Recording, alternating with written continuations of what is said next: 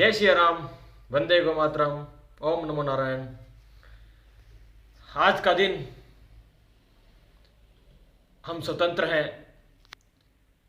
हमें आज़ादी मिली है, मगर ये आज़ादी एक एग्रीमेंट है।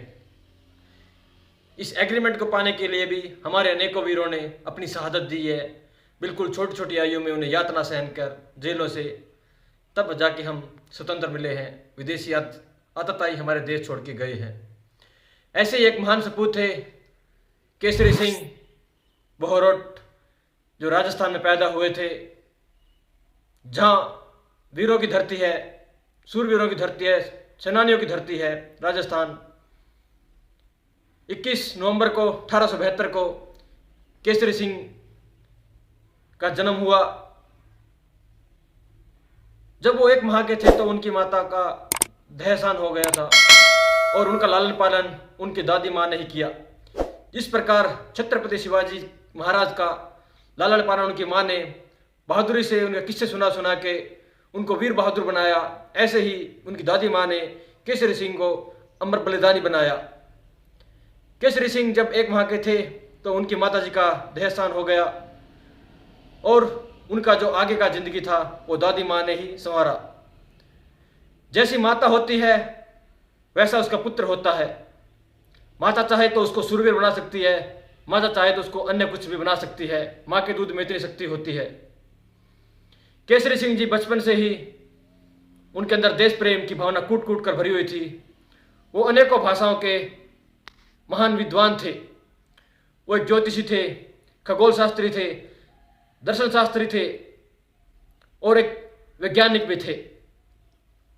उन्होंने अपनी जिंदगी माँ भारती के लिए समर्पित करने का निर्णय लिया, क्योंकि जैसा उनको दूध मिला था अपनी माँ का, जैसा उनको भोजन मिला था, जैसे उनको शिक्षा मिली थी, वही उन्होंने आगे अपने जिंदगी में कर रहे थे और माँ भारती की रक्षा के लिए आगे बढ़ रहे थे। ये बचपन से ही क्रांतिकारी थे। जब वो मात्र युवा पीढ़ी के थे तो उन्होंने अरविंद घोष से उनकी मुलाकात हुई और उसके बाद वो पूर्ण रूप से माँ भारती की सेवा में लग गए। जब अरविंद घोष जी ने उन्हें सूचना दी कि दिल्ली में पधारें तो उन्होंने अपने भाई जोरावर सिंह और उनके एक छोटे पुत्र प्रताप सिंह को वहां भेजा। चांदनी चौक पर लॉर्ड डलहौजी 2 को उन्होंने बम से उड़ाने की योजना थी। क्रांतिकारी सहन नहीं कर पाते थे तो उन्होंने उसको मारने की योजना बनाई। हमारा हिंदू धर्म किसी को भी हानि पहुंचाने की शिक्षा नहीं देता। हमारा सनातन धर्म हमेशा ही जीवों की रक्षा के लिए, उनकी प्राण रक्षा करने के लिए, उनको जीव देने के लिए प्राणबंध रहता है, उनकी सेवा के लिए हमें शिक्षा देता है। मगर हमारा शास्त्र ये भी नहीं कहता कि अगर आप पे कोई आक्रमण कर रहा है, आप पे अत्याचार कर रहा है तो उसको भी सहन करो। उसका उत्तर देने के लिए हम सक्षम हो, ऐसा भी हमको प्रयास करना चाहिए। हमें हाथ पे हाथ धर बैठ के नहीं कार्य करना चाहिए। ये हमारा सनातन धर्म, हमारी गीता सिखाती है। इसी लक्ष्य को ध्यान में रखते हुए अरविंद घोष जी की आज्ञा से उन्होंने अपने भाई और अपने पुत्र को वहां भेजा और उन्होंने उस लॉर्ड डलहौजी पर उन्हें आक्रमण बम फेंका। तो उस बम में लॉर्ड तो बच गए मगर उनके जो साथी थे उनको काफी प्रतिघात पहुंचा और इससे दिल्ली की सत्ता हिल गई। 1914 में केसरी सिंह जी को गिरफ्तार कर लिया गया और उन्होंने बिहार के जेल में डाल दिया गया।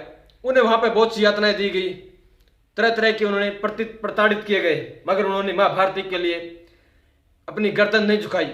उन्हें गर्दन कटानी मंजूर की मगर गर्दन नहीं झुकाई। उनकी रिहाई, उनकी कैद करने की जो खबर थी वो पूरे हिंदुस्तान में फैल गई।